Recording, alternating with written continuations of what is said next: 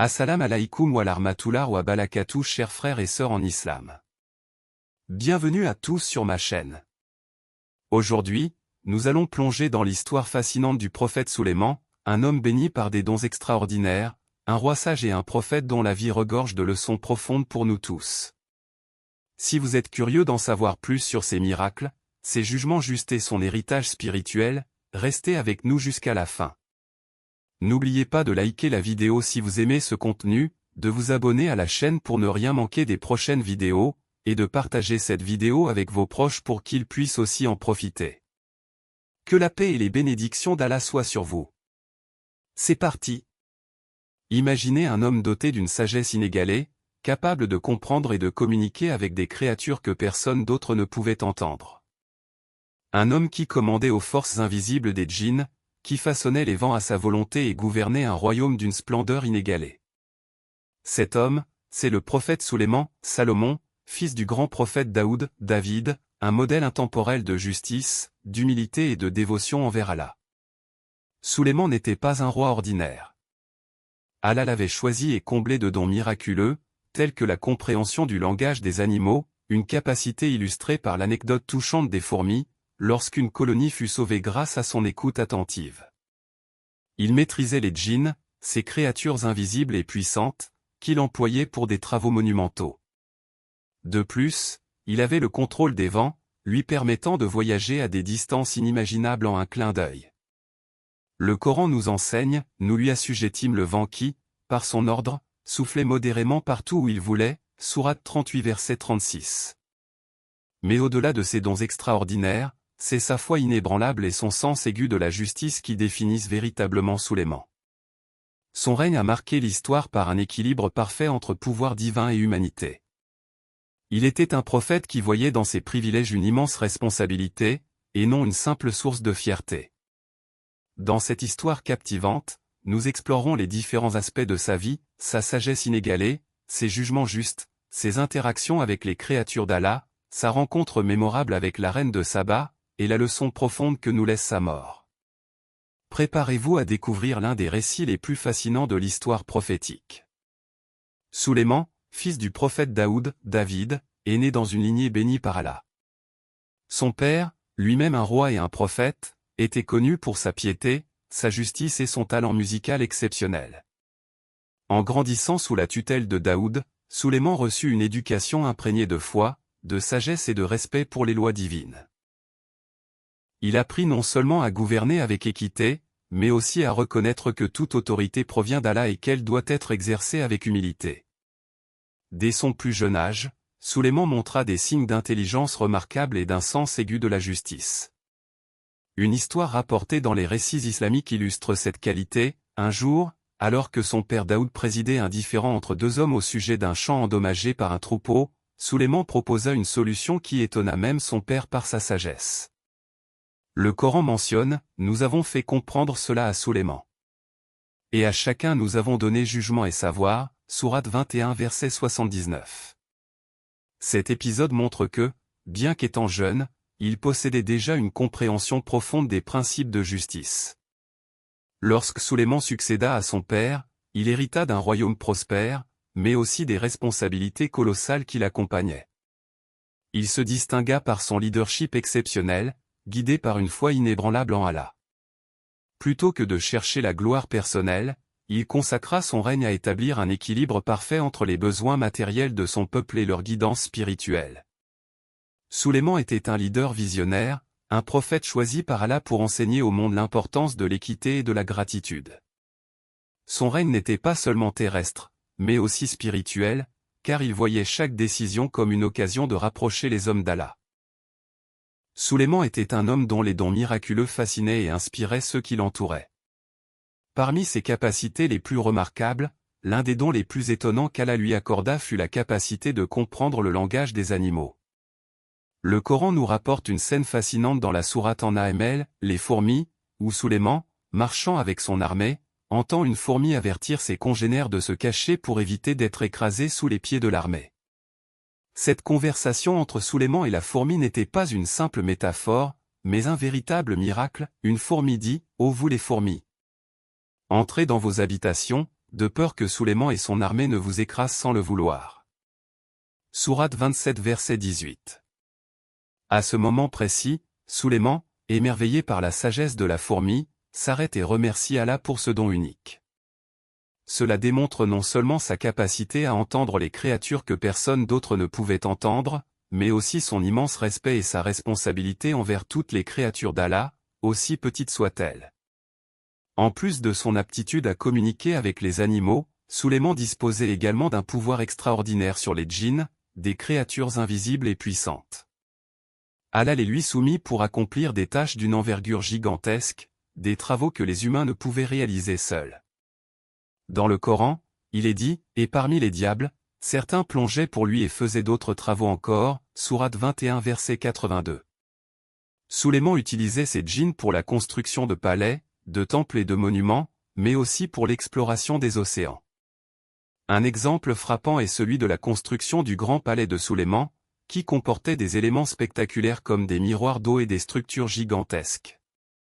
Ces djinns, qui obéissaient à ses ordres, pouvaient accomplir des tâches complexes en un temps record. Cependant, malgré ce pouvoir immense, Sulayman n'en fit jamais un usage égoïste ou autoritaire. Il savait que ces dons lui avaient été accordés pour servir Allah et assurer la justice sur terre. Chaque action qu'il entreprenait, qu'il s'agisse de parler aux animaux ou de commander aux djinns, était guidée par sa foi profonde et son sens aigu de la responsabilité. Ces miracles ne visaient pas à impressionner les gens, mais à témoigner de la grandeur d'Allah et de la beauté de l'harmonie entre toutes ces créatures.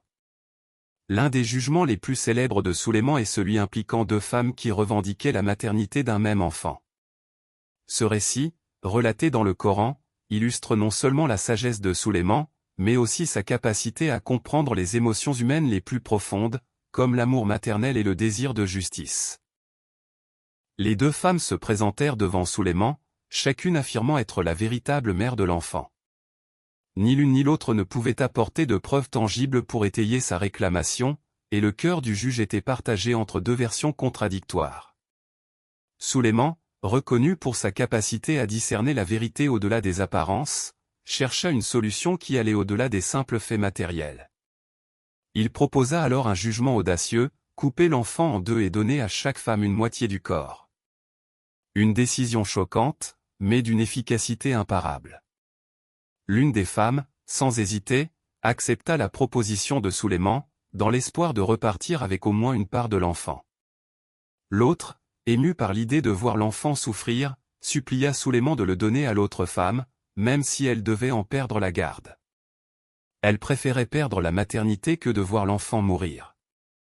À ce moment précis, Sulayman comprit la vérité. La véritable mère était celle qui, par amour pur et incommensurable, était prête à renoncer à son droit pour sauver la vie de l'enfant. Son jugement fut donc de rendre l'enfant à la femme qui avait agi avec cette grande générosité. Sulayman, dans sa sagesse divine, avait utilisé un moyen indirect pour révéler la vérité, en provoquant une réaction émotionnelle qui ne pouvait mentir. Le Coran rapporte cette scène en ces termes, « Et quand tu as jugé entre eux selon la vérité, tu les as séparés. » Sourate 21 verset 78. Ce jugement, qui pourrait sembler cruel à première vue, dévoile la profondeur de la compréhension de Sulayman des émotions humaines et la manière dont il utilisait sa sagesse pour faire émerger la vérité.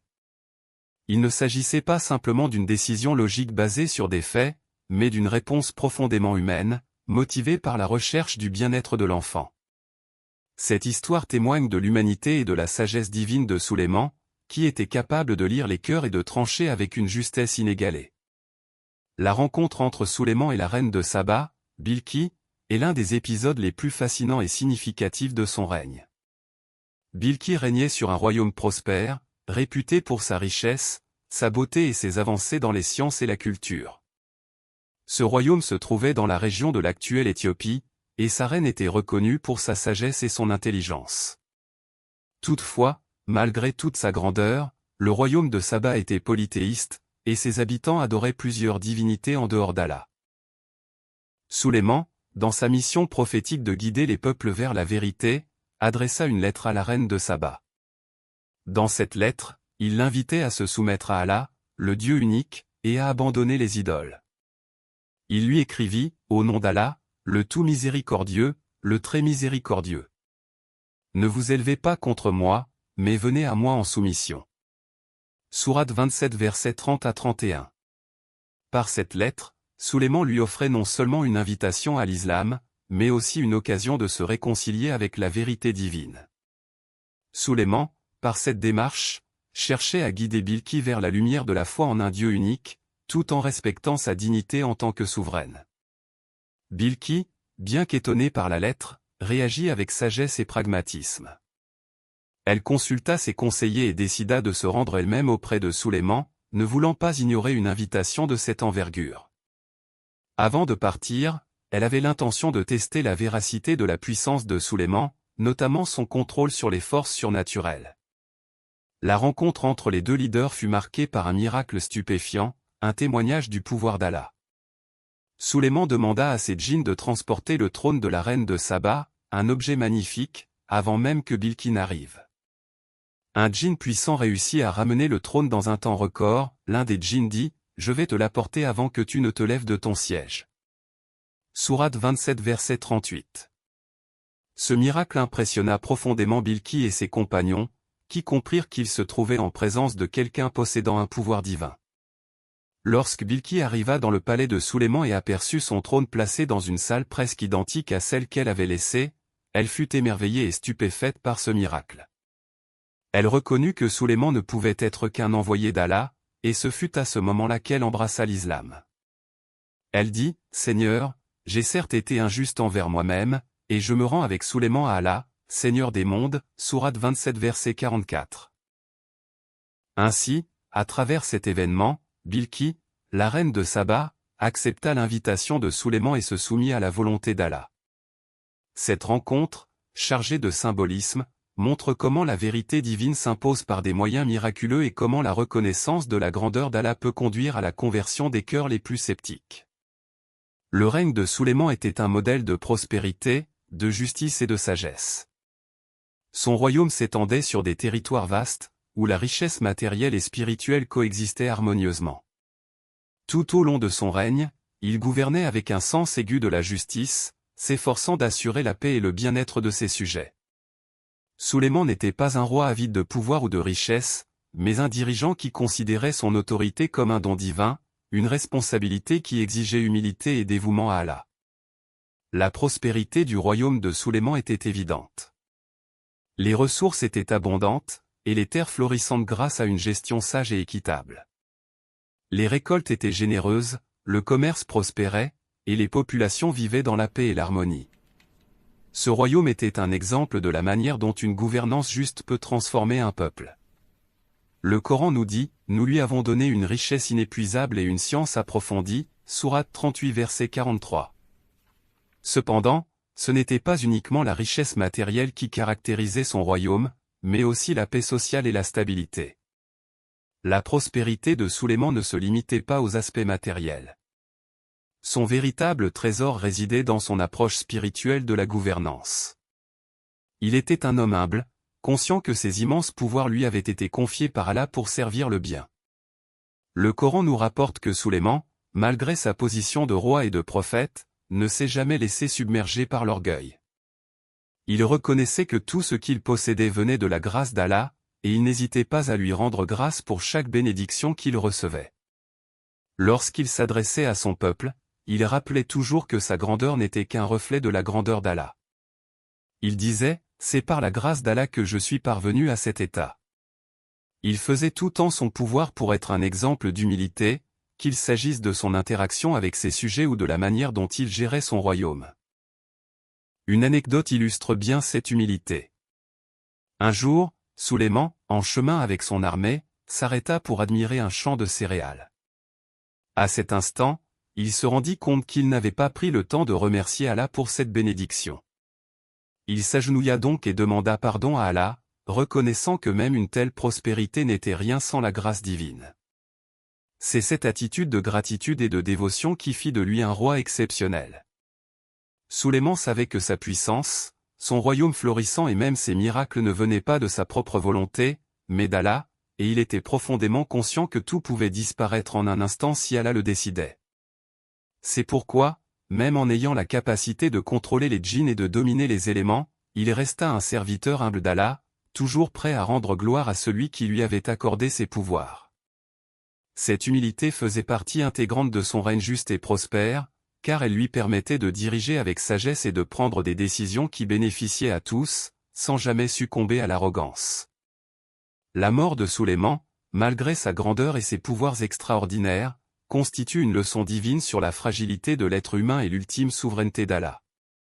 Son départ, bien que naturel, est empreint d'un symbole profond qui témoigne de la réalité de la condition humaine, même les plus grands parmi les créatures d'Allah ne sont que des serviteurs devant lui.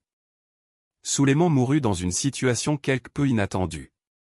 Alors qu'il observait ses djinns travailler, effectuant diverses tâches, il se tenait appuyé sur son bâton, un objet qui lui servait à maintenir sa posture.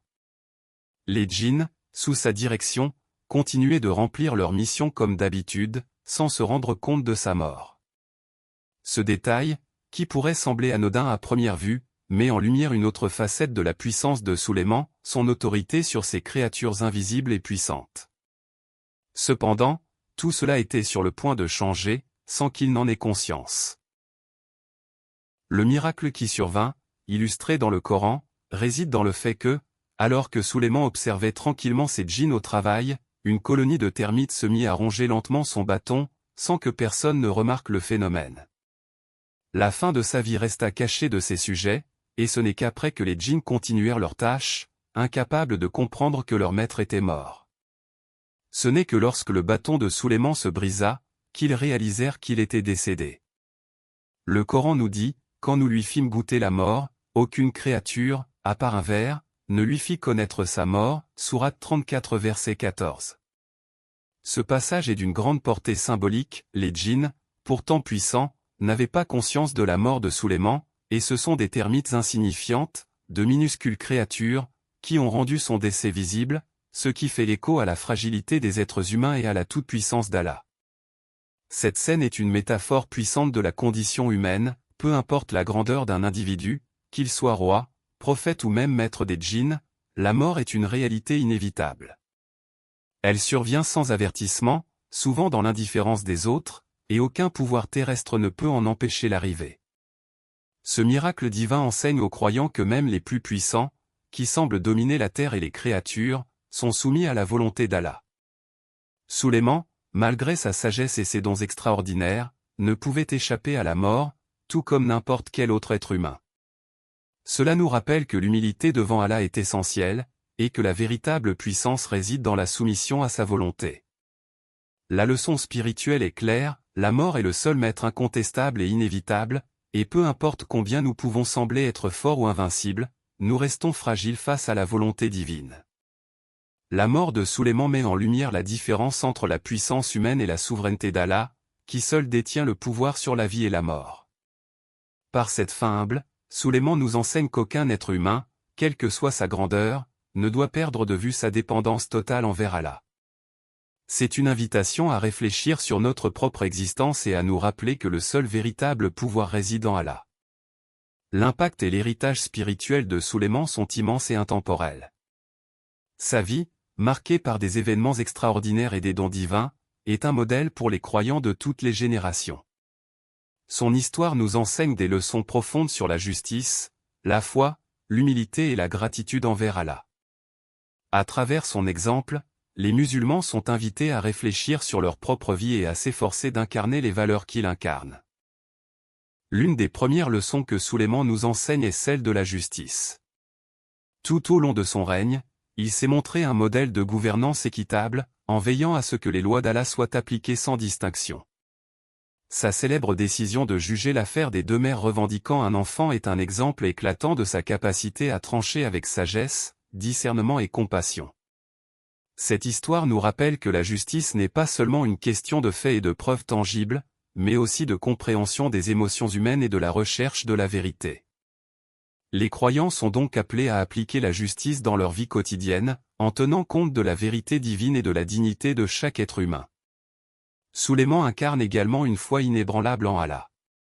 Malgré sa grandeur et ses pouvoirs miraculeux, il n'a jamais perdu de vue le fait que tout lui venait de la volonté divine. Il était un dirigeant et un prophète qui savait que ses pouvoirs étaient un moyen d'accomplir la mission qu'Allah lui avait confiée, et non une fin en soi. Cela nous invite, en tant que croyants, à avoir une foi profonde en la sagesse d'Allah et à savoir que tout ce qui nous arrive, qu'il s'agisse de bienfaits ou d'épreuves, est voulu par lui pour notre bien. La foi en Allah est la clé pour comprendre les événements de la vie, même lorsqu'ils échappent à notre contrôle. L'humilité de Sulayman est un autre aspect fondamental de son héritage spirituel. En dépit de son pouvoir exceptionnel, il ne se considérait jamais supérieur aux autres. Ses capacités à commander aux djinns, à parler aux animaux et à dominer les éléments ne lui ont pas donné une prétention ou une arrogance. Bien au contraire, il a toujours agi avec reconnaissance envers Allah, sachant que ses dons étaient des bénédictions et des responsabilités. En vivant une vie d'humilité, il nous enseigne que la véritable grandeur réside dans la soumission à Allah, et non dans l'accumulation de pouvoir ou de biens matériels. Enfin, la gratitude envers Allah est une autre valeur qui marque la vie de Sulayman. Même lorsqu'il faisait face à la prospérité et à la richesse, il ne cessait de rendre grâce à Allah pour ses bénédictions. Cette gratitude n'était pas seulement exprimée par des mots, mais aussi par ses actions. Il utilisait sa position pour accomplir des actes de bien et veiller à ce que la justice soit respectée dans son royaume. En cela, il montre aux croyants que la reconnaissance envers Allah ne doit pas se limiter aux paroles, mais doit se manifester dans nos actions quotidiennes. L'héritage spirituel de Sulayman nous rappelle que, peu importe notre statut, nos talents ou notre réussite, nous devons toujours nous soumettre à la volonté d'Allah, maintenir une foi solide, pratiquer la justice avec équité, et cultiver l'humilité et la gratitude dans nos cœurs. Sa vie est un modèle intemporel, nous guidant à vivre une vie équilibrée entre la responsabilité sociale, la dévotion spirituelle et l'amour pour Allah. La vie de Sulayman est une véritable source d'inspiration pour tous ceux qui cherchent à comprendre les valeurs essentielles de la foi et de la conduite humaine. En revenant sur les moments marquants de sa vie, nous découvrons un prophète et un roi dont la sagesse, la justice, et l'humilité ont marqué son époque et continuent de résonner à travers les âges. Sulayman n'était pas seulement un homme de pouvoir, mais un modèle de foi en Allah, un exemple de justice divine et un guide pour l'humanité. Il gouvernait avec sagesse, utilisant ses dons pour instaurer un règne prospère où la paix et l'équité étaient les piliers. Son engagement envers la justice se manifeste dans de nombreuses histoires, notamment celle de son jugement sur les deux mères revendiquant le même enfant, où sa compréhension profonde des émotions humaines a permis de dévoiler la vérité. Cela nous rappelle que la justice n'est pas une question de simple logique, mais aussi de compassion et d'empathie. Son humilité, malgré la grandeur des pouvoirs qu'il détenait, est un aspect central de son héritage. Même lorsqu'il contrôlait les djinns, parlait aux animaux et commandait les éléments, il n'a jamais oublié que tout cela venait de la grâce d'Allah. Cette humilité est un exemple frappant pour nous, montrant que la véritable grandeur réside dans la soumission totale à la volonté divine et dans l'humilité face à sa majesté.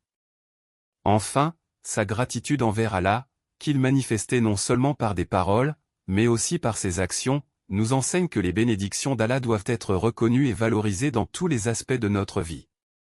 Chaque moment de prospérité, chaque bienfait, est un don qu'il faut utiliser pour faire le bien et rendre grâce à celui qui nous l'a accordé. En conclusion, la vie de Sulayman nous invite à réfléchir profondément sur l'importance de la justice dans nos vies, sur la nécessité de maintenir notre foi intacte, et surtout sur la manière dont nous devons répondre aux bénédictions d'Allah avec humilité et gratitude. Nous sommes appelés à méditer sur son exemple et à l'incarner dans notre propre parcours, pour que nous aussi, à notre manière, puissions contribuer à instaurer un monde plus juste, plus humble et plus reconnaissant envers Allah. Et voilà, c'est la fin de la vidéo. Merci d'avoir regardé jusqu'à la fin. Si ce contenu vous a plu et que vous n'êtes pas encore abonné, n'hésitez pas à le faire maintenant pour ne rien manquer des prochaines vidéos. À très bientôt.